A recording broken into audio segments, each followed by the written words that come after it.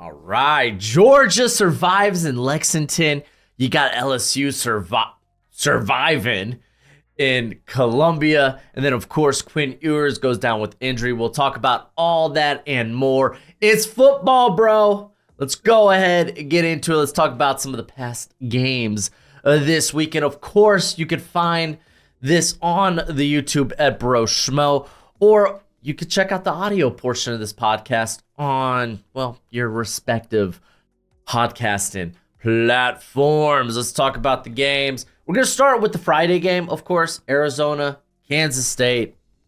And Arizona, I'm sorry, when on offense, your one trick is throw it to Tetero, it ain't gonna work. That's kind of what the worries were with the first couple of games in the season. As, oh no, man, the defense don't look so good against New Mexico. Then you go to face in-state rival Northern Arizona, and they're like, okay, well, we're not gonna lose to Tetero McMillan. We're gonna have 2 to 3 guys covering this dude, and yeah, you end up only winning 22-10. Kansas State came out, was like, yeah, no, we're gonna try not to lose to Tetero, and we're gonna tell these guys, hey, you're gonna have to win with something else. And Arizona simply couldn't stop Avery Johnson. Kansas State's like, hey, we are the truth when it comes to the Big 12. Arizona, you aren't the contenders here. We are. We're gonna be challenging that Utah team who was resting Cam Rising this past week. So they go out, they win 31-7, and they looked really good in doing so. They really do. The run game for Kansas State is scary. You have like a 3-4 headed running room there, whether it's Giddens, Edwards, Avery. So Kansas State, don't sleep on them, man. They're a good squad. They're a good squad. Well, let's talk about game of the week. Might not be the game of the week because that LSU South Carolina game was pretty lit. But surprise game of the week being Georgia versus Kentucky. Georgia holds on 13-12 against Kentucky. And this could be a case of Georgia looking past Kentucky because you got the matchup against Bama. Not this weekend, but the following weekend. Georgia will be on a bye this week. So maybe it's a case of them looking past Kentucky. But you knew Kentucky, all they could do was run the football. Like, this offensive line for Kentucky is not that good. It's not. And honestly, it wasn't. Like, they were able to get home when it came to the passing game and get pressure. I'll talk about Jalen Walker a little bit later in the show, but dude was phenomenal in this game. Georgia, they were phenomenal, but they were able to let Kentucky do enough on the ground to get points. Kentucky being able to kick a field goal every quarter of the game, and that was almost enough. So the concern points to the offense, which was something that we've kind of talked about, like in that Clemson game in the first half. Okay, this doesn't look like your usual Georgia offense. Carson Beck and the offense, they just don't look like they're on rhythm. They don't look like it just doesn't look like the offense is on, like, has timing or is on schedule. That's probably the best way to put it. And that kind of reared its ugly head in this game after thinking, okay, they had the get right game last week against Tennessee Tech. They'll be fine. But no, like, Carson Beck, when this team isn't using play action, if you look at like true dropbacks, again, taking away the influence from the run game, so no play action, no RPOs and such, Carson Beck wasn't extraordinary. And neither are his playmakers.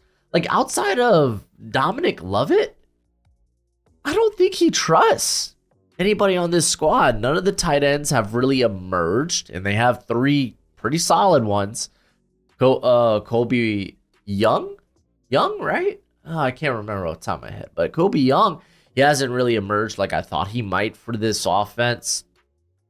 And it showed up, man. I mean, at least in the big moment, like Carson Beck was able to help this team drive and score to take the lead and kind of let the defense take care of things. To be fair, we could criticize Stoops for not going for it on 4th down when you are in enemy territory. It was like, the defense. Our defense has been good all game. I'm gonna put it on the back of the defense. Then just go for the 4th down. You trust your defense, go for the 4th down. I think it's as simple as that. But Georgia escapes here. They got a lot to figure out before they take on Bama, who we'll talk about in a sec. But yeah, man. I think as far... I don't know, man. When you look at national championship contenders year after year after year, they have games like this. Like you look at Alabama and Auburn going down the wire. Honestly, Bama probably should have lost that game last year. You converted a 4th and goal at the 30. They ended up being national or a playoff team. Washington had a couple of close calls with, not just with Oregon, but with like Arizona State. It's not like Arizona State was a crazy good team last year. They were pretty middle of the road, mediocre. Michigan, off the top of my head, was it Wyoming last season for them? That was like, that game wasn't as beautiful as it should have been, or maybe that was Texas, Wyoming. I can't remember, but regardless, like I still think Georgia's the top team. They are. When it comes to talent, they is him. They're going to be in the college football playoff. They're going to be contenders, but they're going to kind of hope this game isn't a little bit of the norm.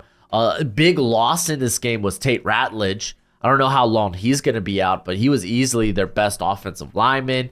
They did have some struggles along the offensive line, which I'll talk about again later when we get to our stock report.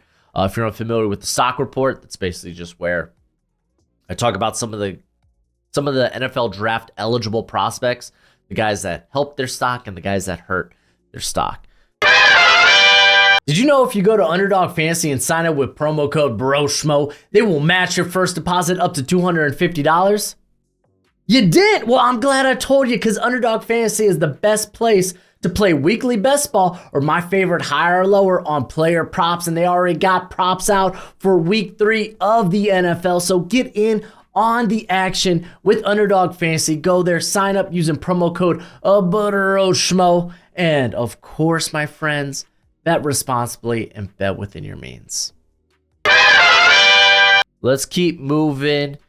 We're going to talk about Alabama versus Wisconsin and Jalen Milroe. Like, hey, I know Broshmo is going to be putting together his Heisman contenders in the next few weeks, and my name better be on there. He played a good game. They're leaning into the running aspect a lot more when it comes to Jalen Milroe, and that's great for this offense. It truly is. It's either like when you look at short yardage situations, or when you look at what they do in like the short to intermediate game, it's like, hey, we want to run the football. Whether it's Justice Haynes, whether it's Jam Miller, whether it's Milroe, and they were able to do that really, really well against Wisconsin. Biggest, like you come out and say, well, Wisconsin lost Tyler Van Dyke on the first series. I honestly don't think it mattered much. Alabama was moving the football, but also Milroe's ability to attack deep. Like, he has become a really good deep ball passer. Like, I get it. On, like, the throw-to-throw bases, is he accurate all the time? Hell no. But that deep ball's coming together and looking really good, and it's created a very explosive offense for Bama. And I will say, this was a good bounce back from the struggle bus you were on last week against South Florida. And maybe it's a case of, like, honestly, you just gotta kind of bite the pillow and play man. Like, force Milroe to really have to Like, bring extra pressure, put pressure on him, force him to either have to find the guy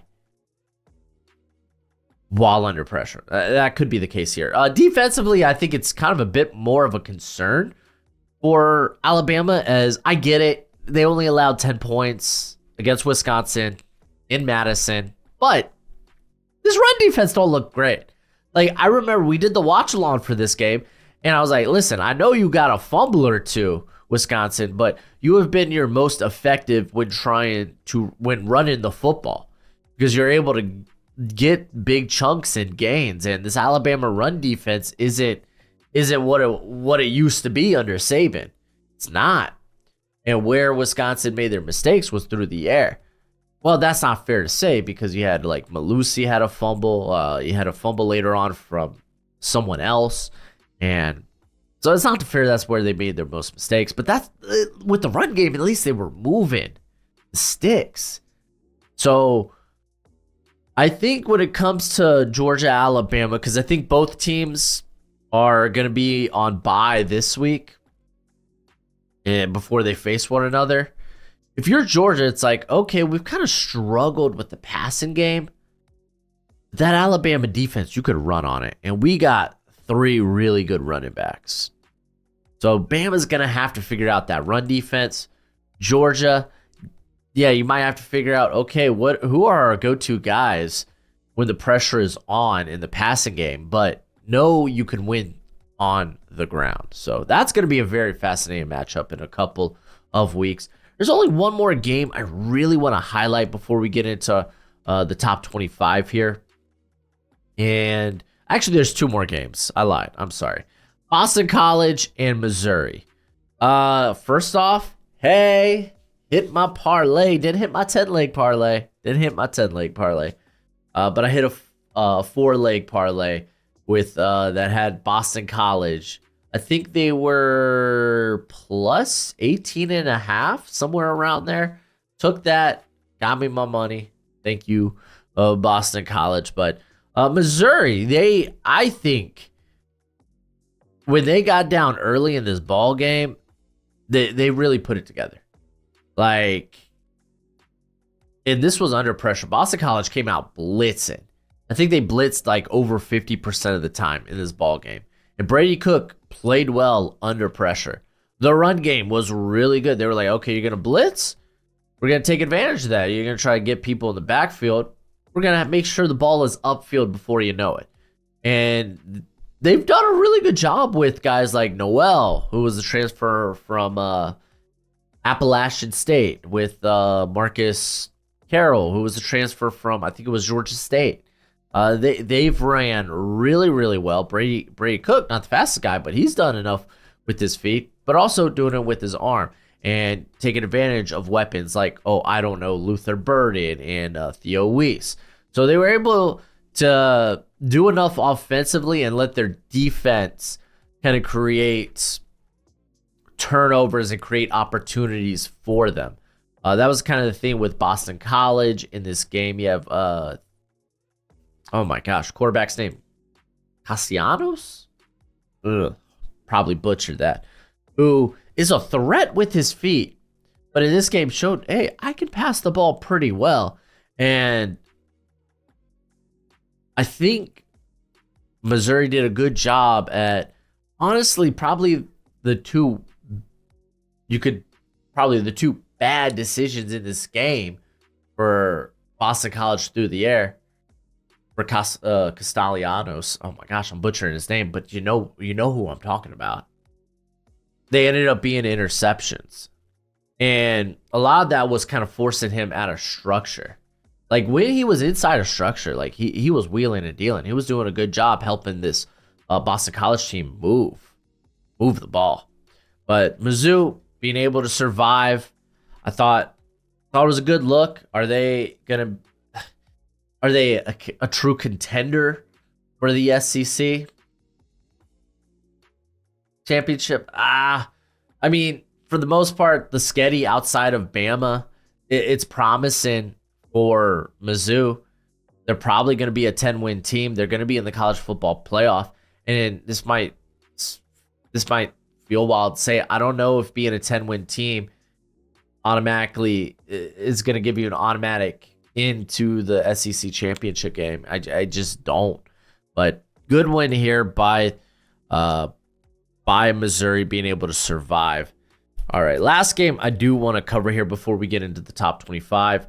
It will be South Carolina LSU. This was the game after things got really out of hand against Wisconsin and Alabama when we were doing the watch along.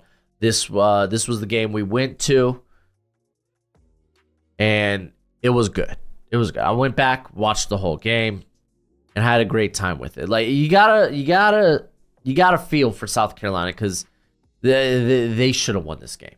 LSU did not deserve to win this game, but that's football. Sometimes the deserving team doesn't always win.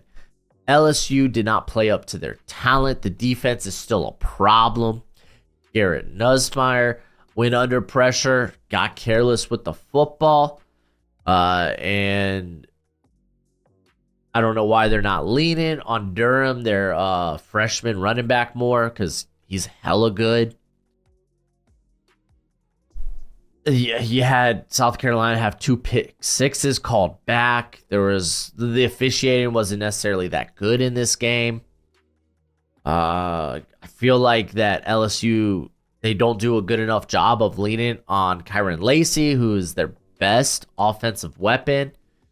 Like LSU just didn't feel like they deserved to win this game. I mean, you had Lenora Sellers go down with an ankle injury, try to come back, couldn't do it.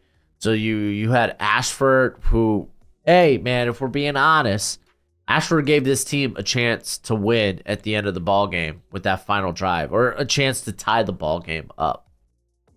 So, like, this was kind of crushing for South Carolina. This is a game that they should have won. Because, like, LSU, like, golly, that defense sucks. It's a problem. It's a problem. The run, like, the gap discipline, like, you could go back to the Rocket Sanders 66, I think it was a 66-yard run. And you have multiple guys occupying the same gaps. You can't let that happen. And then I think it was the safety coming downhill, takes a bad angle, and Rocket just goes right by him. Rough. What is with this? Rough, woof. What is this LSU team? What is it? What is it with it? Like, there's talent there. They're just not playing up to it. Like, this defense is not disciplined. Like, sure, oh, cool, when they're able to hit home with those blitzes and Harold Perkins is able to get in there and be a problem. Yeah, they're fun. But, dude, the run defense isn't good.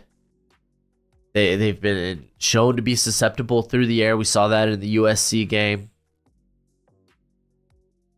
Defense is a problem. And when the offense is making mistakes, again, should have had 2 pick sixes, especially that last one to take the lead from Manowari. Then you had the stupid, what was it, blindside block or whatever on Garrett Nussmeier, who was essentially was out of the play. But he was making an effort to go after the ball carrier. But honestly, there stood no chance. I don't know why you go ahead and you try to make a hit on Nussmeier. Like, sure, was it clean? Yeah, I thought it was in my opinion, that looked clean. But when it comes to the rules, you can't do that. Quarterbacks are a protected species in football nowadays. They're a protected species, and you just can't do that. So it kind of is what it is, man. It sucks for South Carolina, but I'm glad to see them just be a much better team than what we saw in week 1. Granted, that Old Dominion game, it was really sloppy conditions. That defense is pretty scary. I'm going to talk a little bit in the stock report about that matchup between Dylan Stewart and Will Campbell, because it was pretty fun. You basically saw 2 top 10 draft players going at it, and it was a good time. But LSU needs to lean on the run more, specifically with Durham. Passing game, I get it. Garrett Nussmeier got under pressure here and there. He likes to throw off his back foot, but Nussmeier, I'm not. This is not to taking shots at Nussmeier, because for a large portion of this game, I thought he was pretty good. He made some hella good throws. But if you can limit those mistakes where you're just you're panicking and getting the ball out under pressure, with the second pick six that never was to Imanawari. I have no I don't know if he was trying to get the guy in the back of the end zone and he just didn't get enough under the football.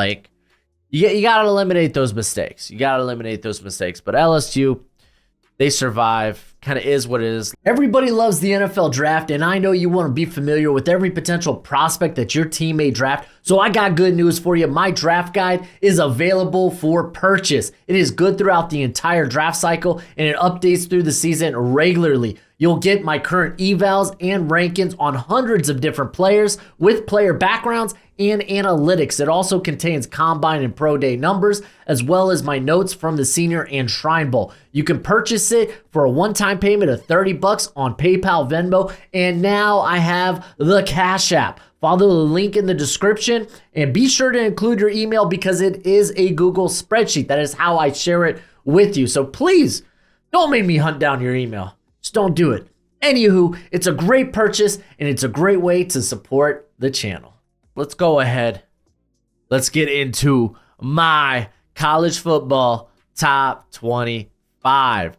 As I have no fallers this week. Yay! No fallers on the week for me. So I'm just gonna talk about a bunch of teams that I want that are on the cusp of being top 25 teams. I do want to give an honorable mention to there was just so many teams I did want to talk about. I'm gonna give an honorable mention to Indiana, who just blew out UCLA this past week. They will get Nebraska. No. Illinois takes on Nebraska. Who's Indiana take on? Charlotte. So they should start the year 4-0. They'll probably be on this list in the next week or so. But Indiana, got to give them a shout out. Let's start with Washington State, who ends up beating Washington for the the Apple Cup that they play for or whatnot. But they beat Washington. This is a Washington State team that has a lot of offense. And honestly, the defense is better than you'd expect. And they came through not one big, but a big win. It's probably a better way to put that. And yeah, they will be going on to take on, let's see. They got San Jose State next weekend. There's a good shot that they probably win the Pac-12, the two-team conference of the Pac-12. Pittsburgh, watch out. Pittsburgh's here, man. Pittsburgh's looking good. They're looking fun. Offensively, they look fun. They end up beating West Virginia this week.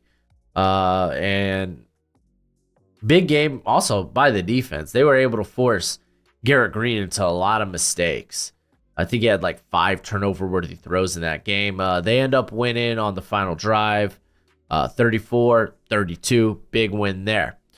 Northern Illinois. Listen, I just want to wait and see before I just throw them up there in the top 25. I get it. It was a huge win in South Bend against Notre Dame. Let's see how they do in conference play. I just want to see more of them. And they'll be taking on, honestly, an okay Buffalo team this weekend.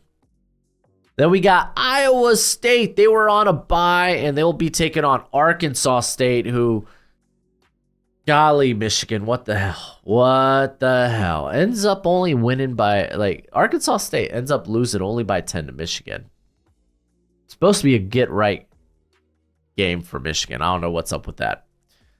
Illinois, they had a really solid game against Central Michigan. They end up winning 30-9. They get a big game against Nebraska next week, so definitely be on the look for that one. That could be a sneaky good game. I love the playmakers for Illinois. I was always like dating back to his UTSA days. Zachary Franklin. I was a big Zachary Franklin guy. Things didn't work out. A lot of that was injury last year at Ole Miss. He's here at Illinois. Pat O'Brien's been pretty spectacular. Is it O'Brien or Bryant? I'll take a look at that later. But yeah, no, you get a veteran quarterback there, another former Ole Miss quarterback, or another former Ole Miss player. So yeah, man, watch out for Illinois. UNLV, man, big win against Kansas at Kansas.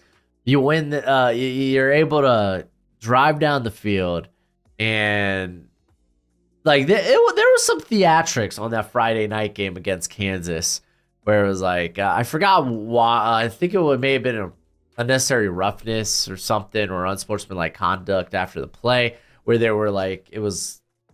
I think it was a 4th and 1 where they were trying to get a fresh set of downs, but it was in a wonky situation where it was like, okay, you're at the 2-yard line, but you're still able to get a first down. They did get the first down. Since it was a dead ball penalty, it pushed them back. So now your 1st and goal is at like the 16. But they were able to get it in there. And man, Jalen Daniels is not him, unfortunately. Had a couple of bad picks. One where he just didn't see Jalen Catalon over the top. The other where he essentially just, I don't know, he stared down his target. Jackson Woodard was just like, he's not going to throw this guy in the middle of the field, is he? Because I'm standing right here. I don't know why he's looking at this dude. Oh, he threw it to him. Like, yeah, Kansas unfortunately got some concerns. But don't sleep on UNLV, man. Undefeated currently. And then Syracuse, they had the bye this past week. They'll be taking on Stanford. I believe that game is Friday night. And then BYU, I believe they didn't have a bye. They had the real late game on Saturday, taking on Wyoming. And they just spanked them 34-14. Big game this weekend for BYU. They'll be taking on Kansas. Memphis.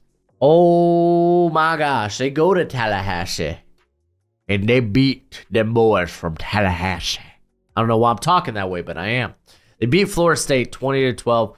The spiral from Florida State just continues to spiral. Where is rock bottom if you are Florida State?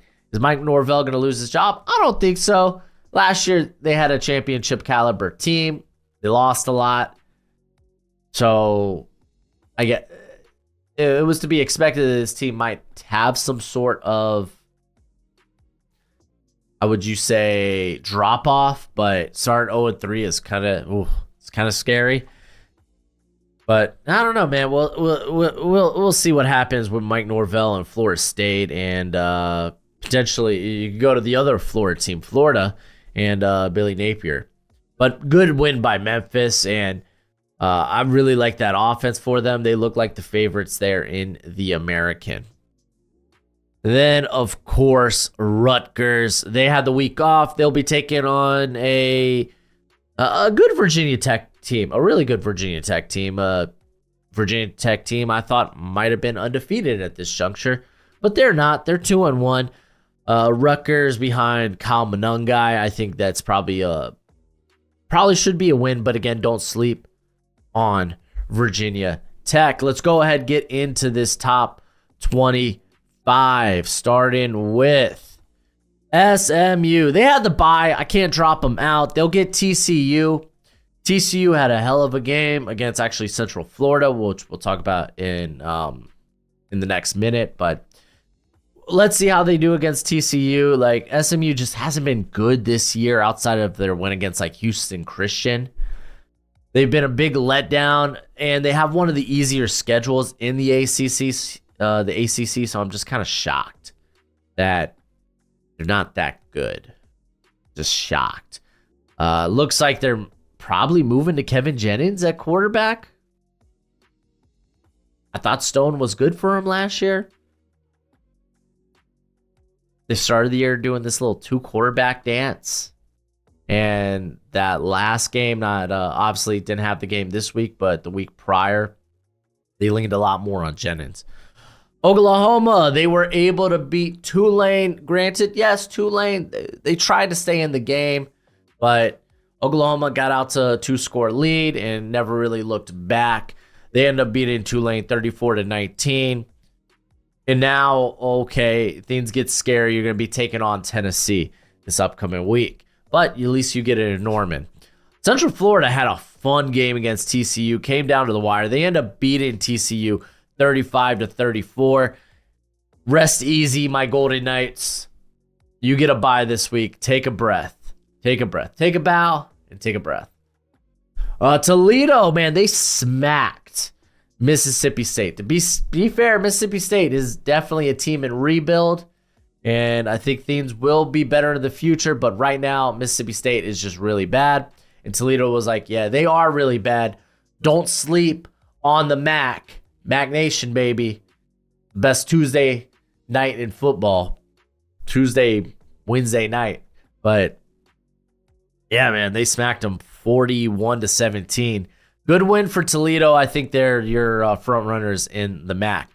And then talked about the LSU game. They end up beating South Carolina in Columbia 36-33. Not a lot of promise there from the Tigers. They get a really bad UCLA team this week, and they should be 4-1 heading into they should be a 4-1 team heading into that Ole Miss game, because they get UCLA, and then I think they get someone else that's not too scary. Let's just check that real quick. South Alabama. That's right. South Alabama. Oh, South Alabama put up 87 points. I know it was like Northwestern State. Still, 87 points that's a lot of points. Oklahoma State here at 20 for me. Good game against Tulsa. It was kind of a get-right game for them. They win 45-10. They were up 45-0 at a juncture before they started pulling starters. However, they get Utah. This is the big game for Oklahoma State. You can stamp your flag as legit front runners for the Big 12 championship. I win in this game. It is in Stillwater. Cam Rising won't be 100%. They haven't said if he'll play yet or not, but I imagine he's trending in that direction. So it's going to be a big game there for Oklahoma State. USC will head to Ann Arbor to take on Michigan, and I do believe that currently USC are like 6-point favorites. They are 6-point favorites headed into Ann Arbor. And it's not looking good, not looking promising for Michigan, especially after that Arkansas State game. Like, golly, you had Warren throw like a couple of picks. You only beat them by 10. It was supposed to be a get-right game, and now you got to figure out things pretty quickly because you can't sleep on USC. Watch out. They kind of have a defense now this year. And offensively, Miller Moss is like, I've waited a long time to start. I'm making the most of it. So, yeah, don't sleep on USC. I imagine they potentially make a big jump next weekend in my top 25. Arizona, they drop a few spots after the loss. It's not the end-all, be-all for them. I still think they could get it. They could figure things out and get it back together, but they got a lot to figure out. Your offense just can't beat Tetero McMillan. It just can't. It just can't. The defense needs to be better. Will it? Golly, I don't know. Fortunately, they get a bye this week. Coming out of their bye, they'll be taking on freaking Utah. So, yay. And it's at Utah, so you don't love that. So you got a lot to figure out this week. Because, honestly, there's a good chance you're probably starting the year 2-2. And then you got, then Texas Tech comes to Tucson, and don't sleep on Texas Tech. They could put up a lot of points really quickly. Notre Dame, hey, they came out and pounded Purdue. I looked at that. Ooh, Notre Dame, they're only a 7.5-point favorite against Purdue. Well, I don't think Purdue's that good of a team, so give me that. And they were like, yeah, Purdue ain't that good of a team. We got good defense. We're going to run the ball down their throat. We beat them. What was it, 66-7? Yeah, but I'm still concerned. Can Notre Dame pass the football? They can't push the football downfield. Oh, Riley Leonard had 100 yards rushing. Okay. And don't worry, I'm going to get back to Clemson. They had a bye week, so I forgot about them. It's easy to forget about them. Coming out, Clemson, they'll be taking on NC State. NC State team that does not look good. Grayson McCall, I believe, went down with injury once again. Trying to remember, who did NC State take on this past weekend in a close game? I think it was Louisiana Tech. NC State ends up winning 30-20, so they do enough. I mean, yeah, I think they were a more talented team than Louisiana Tech, but that should be a good game for Clemson to be like, basically continue the momentum they had against Appalachian State. Be like, okay, no, we're gonna start rolling through teams. We didn't have a great opener, but no, hey, don't forget about us. We're legit contenders in the ACC. It's not just Miami and friends. It's not. So let's go ahead. Let's jump to the top 15. Louisville, I believe, had the bye this week. But this upcoming week is going to be a tough matchup. You're taking on a good Georgia Tech team who's got a really good defense and a very tough rushing offense. Georgia Tech put up 50, I think 59 on, VMI, Virginia Military Institute. They beat them like they should, but don't sleep on that Georgia Tech team. Louisville will get this in Louisville at LNN Federal Credit Union Stadium. But yeah, Louisville, I think, is, when it comes to their schedule, what does the future hold past this Georgia Tech game? I thought Notre Dame was coming up real close. So they get Georgia Tech and then they go immediately to South Bend. So this is going to be a big 2 games for Louisville. Michigan, I kind of already harped on Michigan when I was talking about USC. I know they haven't played up to their talent. I still want to believe in the talent. If USC goes into Ann Arbor and just beats the piss out of Michigan, there's a good chance. I mean, I don't think I could drop them from my top 25, but they're definitely going to be in that 21-25 area. I don't know why I'm holding out hope on Michigan, but that I'm very conservative when it comes to my rankings. I don't like to just drop a team drastically after one loss. Typically, I think I did drop Michigan a spot or two this week just after a not impressive win. Regardless, is what it is. Liberty. I gotta give a shout out to Liberty at 13 here. This was a team that I was like, I think their opponents are gonna cover a lot this year. Because Liberty's not nearly as good as I thought they were. Granted, they did lose some talent, whether it's through the transfer portal or they lost a couple of guys through the draft. They're not as good as I thought. They still might be the best team in Conference USA, but they're not as good as I thought they were. So I was like, listen, I think last year they only beat UTEP by 14. So I'm going to take UTEP plus 23.5, and golly gee, they covered. I think they only beat UTEP by 18.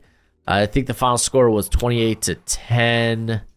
Yep, it was 28-10. But hey, Liberty gets a real team this week in ECU in East Carolina. It's not a conference game, but could be their first loss of the year. Kansas State has moved up here to 12. They take a big jump after pounding the Wildcats. Not pounding themselves, of course, but pounding the Arizona Wildcats. They looked really good. The offense looked fun as hell. The run game looks great. Every Johnson's a problem for opposing defenses. Yeah, man. They get BYU. Hopefully they don't sleep on BYU. I think that's a good BYU team. But if they're able to, which they should be. Listen, I'm not saying that. Oh, watch out, BYU world beaters. They're gonna beat Kansas State. I'm not saying that. I'm just saying don't sleep on BYU because you're looking past BYU to that Oklahoma State game. That's all I'm saying. And then my Hurricanes. Weather delay be darned. They pounded Ball State 62-0. And then, hey, they get South Florida. They get South Florida this week. Don't sleep on South Florida. They'll play you tough for 54 minutes.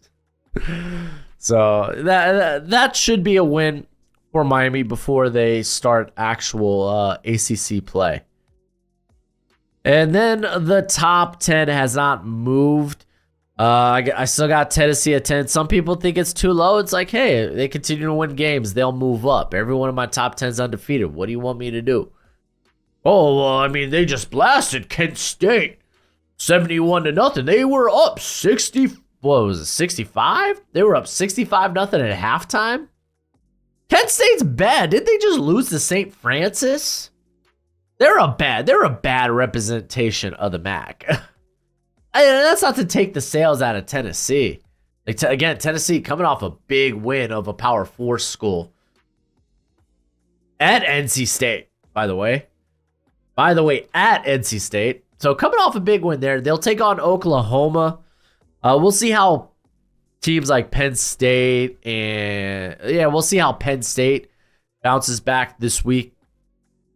How Mizzou. I could see Tennessee making a considerable jump. I mean, Utah's got a big game this week.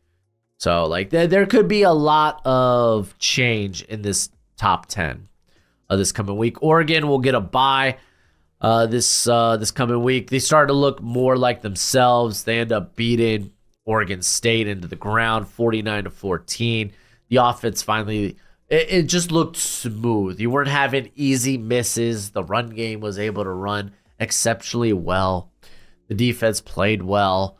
I still worry about the run defense a little bit there with Oregon, but good win for them. They get to rest easy this week. Penn State, they were on a bye. They get Kent State. Kent State just got pounded into the ground by Tennessee, and then the previous week they lost to St. Francis. They should win that game big. After that whole little stumble against Bowling Green, this should be a get-right game for Penn State. Mizzou, they'll be taking on a scrappy Vandy team. I think Vandy's coming off a loss, aren't they? Here, let's see. Yeah, because they're 2-1 now. Excuse me. Oh, wow, Vandy losing to Georgia State. Vandy, can you just not be like, you were feeling good after 2 weeks of the year. What happened, Vandy? What happened? But Missouri takes on Vandy. You're kind of hoping, okay, let's try to blast this SEC rival, this SEC team. Get back on track. We faced a real scrappy Boston College team. The unfortunate thing is Vandy's a very scrappy school, but they are coming off of a disheartening loss. And then Utah, they got Oklahoma State this week. The big game for Utah. Is Cam Rising going to be healthy? Kind of the big question. He sat out this past week. They end up being Utah State 38-21. That was another game where I was like, hey, no Cam Rising. You might want to take. I think Utah State was either like plus 19.5 or plus 20.5. And I was like, you might want to take the points in that game. Ended up working out well.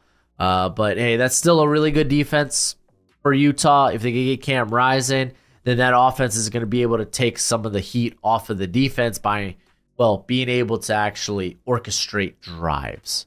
So again, there could be a lot of change here, whether it's Utah may be going down, or Mizzou playing a close game against Vandy, or Penn State making Kent State look competitive. So there, and I mean, Tennessee getting a big win over Oklahoma definitely would matter more, so we could see them move up. And then the top 5 remains the same. Ole Miss, they smack Wake Forest 40-6. They get Georgia Southern, so they will be 3-0 before they head to who do they got before LSU? Ole Miss schedule.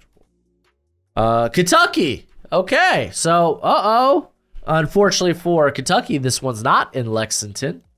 They actually would also take on South Carolina. So Ole Miss has a couple of you could call them challenges before they have to take on LSU.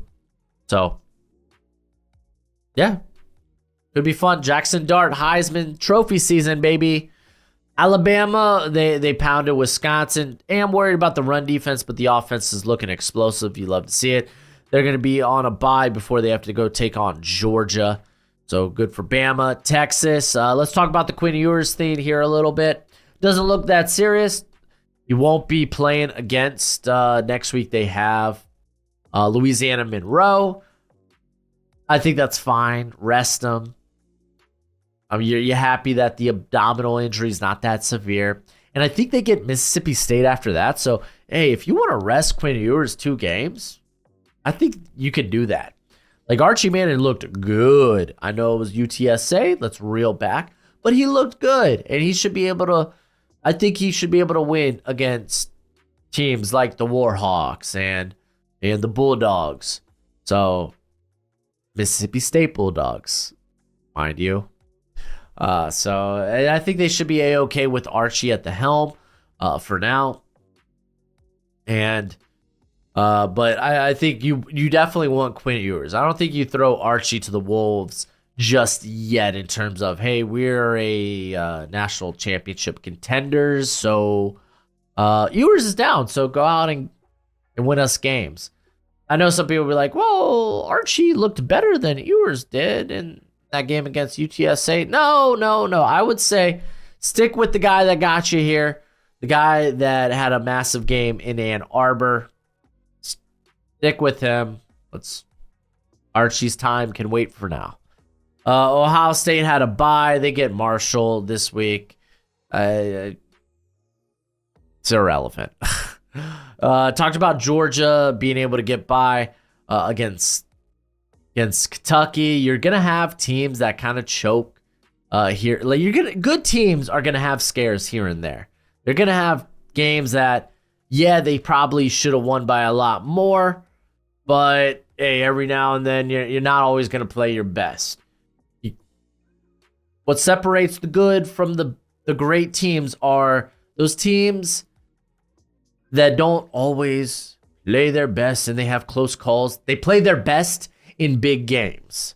This could have been a looking ahead game against Bama. You're looking to the bye to get ready, and you overlook Kentucky, who got smacked by South Carolina the week prior. I get it. Tate Ratledge is kind of a big thing here. If he's out for an extended period of time, like honestly, the only thing really working for you offensively is the run game, which sets up the play action where Carson Beck's been at his best. At least you know you can lean on the defense, but they get a bye this week. I'm not going to move these teams significantly, so everyone for the most part stays in place outside of like Kansas State, Arizona.